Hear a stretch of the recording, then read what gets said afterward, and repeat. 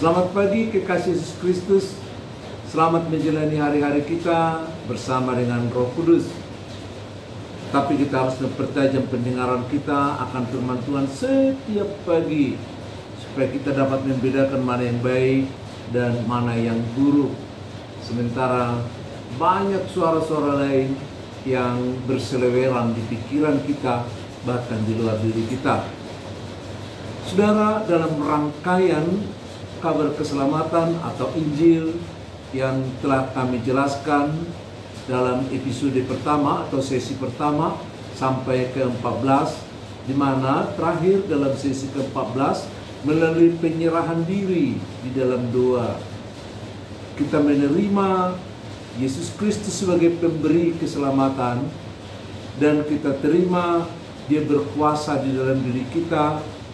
Kita terima menjadi pemilik diri kita, dan kita mau menyerahkan diri di hadapannya.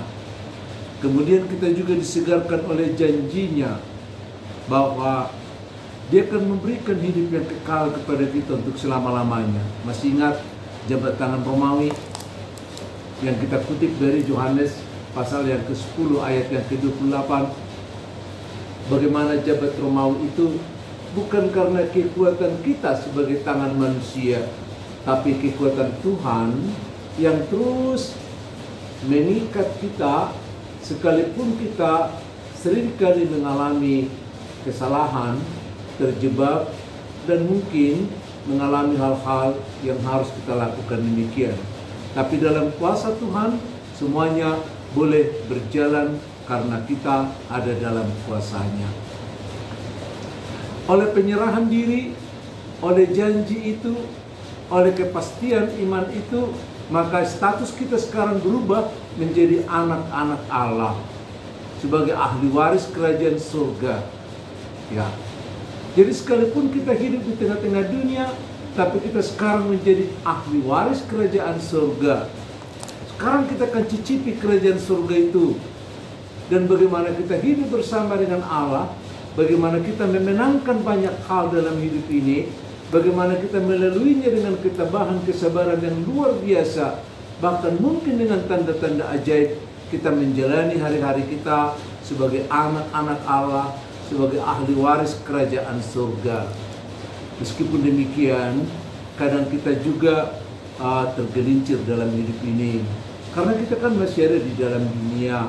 Petrus juga setelah melangkah di dalam air, boleh melewati air itu, tapi ketika dia melihat bencana besar, dia juga tenggelam ke dalam air itu. Sama seperti kita, kadang-kadang kita terjebak, kadang-kadang kita masuk dalam jurang dosa. Tapi satu hal yang harus kita ingat dari apa yang dikatakan di Yohanes 10 ayat 28 itu, tangan Allah yang kuat itu masih memegang kita. Artinya, keselamatan dan status kita tidak langsung hilang begitu saja oleh dosa itu. Tapi oleh pembaharuan, oleh kasih karunia, kita akan semakin diproses, lebih dekat, bahkan lebih bertumbuh di dalam Tuhan. Tapi tentunya kita harus mengikuti berbagai proses itu. Misalnya kita lihat di dalam Ibrani pasal yang ke-12 ayat yang ke-6. Sana dikatakan, karena Tuhan menghajar orang yang dikasihinya, dan Ia menyesal orang yang diakuinya sebagai anak. Jadi kalau kita juga sebagai anak yang dipimpin oleh Bapa dalam kasih karunia seperti dalam rumah tangga, yang dipimpin oleh mama dengan baik, tapi mama dan Bapa juga sering menegur kita sesuai dengan tingkat kealpaan, sesuai dengan kebutuhan bagaimana kita diingatkan akan kesalahan itu. Ada kalanya kita hanya ditegur, ada kalanya mereka hanya tersenyum melihat kesalahan kita.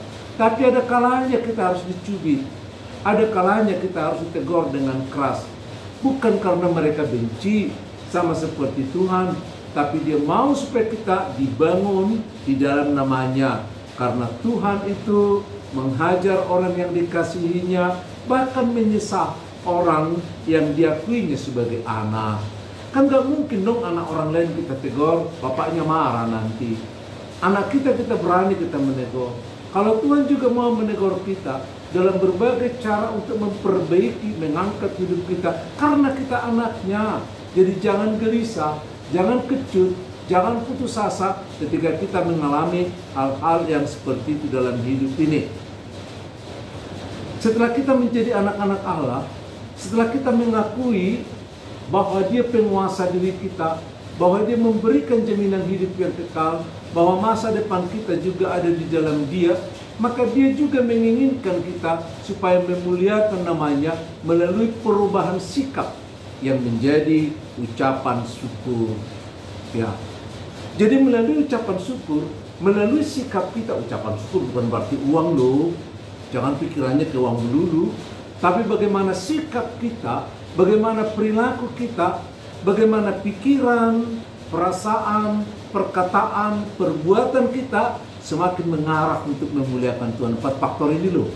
Ya, pikiran, perasaan, perkataan dan perbuatan kita semakin diperbaiki, semakin mendekati seperti gambar, seperti rupa dan gambar Allah, the image of God.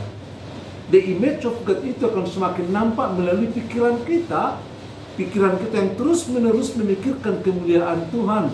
Seperti sering kami ungkapkan dalam Filipi 4 ayat yang ke-8.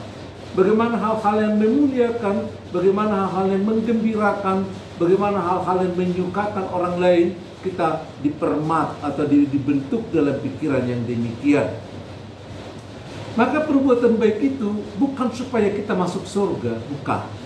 Tapi perbuatan baik itu merupakan proses di mana kehidupan daging kita ini dengan panca inderanya diintervensi oleh Roh Kudus, lalu berproses dia melalui hal-hal yang terjadi sehingga pandangan kita diperbaharui. Itu sebabnya dikatakan Tuhan Yesus kepada Nikodemus, kamu harus lahir untuk kedua kalinya, memandang hidup ini dari cara yang berbeda. Bukan cara bagaimana kita sebelumnya, tapi cara bagaimana Allah membentuk kita sebagai anak-anaknya, dan bagaimana Allah memahami dunia, kita juga akan memahami demikian nanti.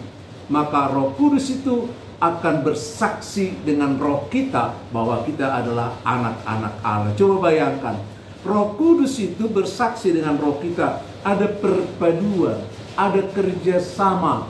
Bagaimana roh Allah bekerja sama dengan roh kita? Coba kita lihat dalam Roma yang ke-8 ayat yang ke-16.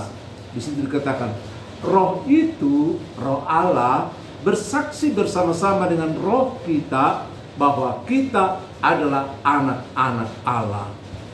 Maka ketika kita lemah, maka roh Allah dengan roh kita akan menerangi kita. Kalau kita beri kesempatan di hati kita berbicara, kita akan diingatkan, kita akan diberi semangat, kita akan diberikan pengharapan, bahkan akan diberikan kekuatan. Bukan hanya itu, bahkan akan diberikan kepada kita kuasa sebagai anak-anak Allah. Dalam hal itulah keterlibatan Allah Tritunggal, Allah Bapa, Anak dan Roh Kudus bekerja di dalam kita. Maka Yesus dengan tegas sekali mengatakan di Yohanes pasal yang ke-15 ayat yang ke-5, di situ dikatakan, aku adalah pokok anggur dan kamu adalah ranting-rantingnya. Barang siapa tinggal di dalam aku dan aku di dalam dia, ia berbuah banyak.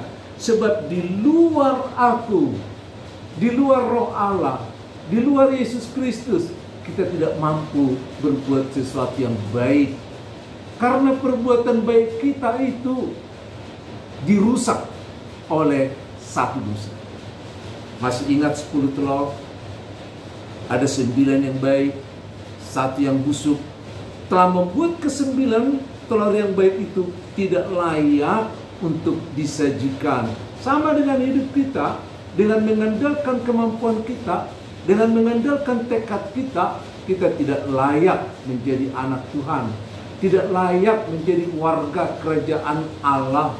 Tapi di dalam Dia, kita terus-menerus diperbaharui. Sekalipun kadang kita jatuh, tapi Dia akan mengingatkan kita. Sekalipun 1000 rebah di sebelah kiriku, bahkan sekalipun 10.000 rebah di sebelah kanan, tetapi Dia adalah tetap Allah yang menuntun, menyelamatkan kita sampai hidup yang kekal. Shalom.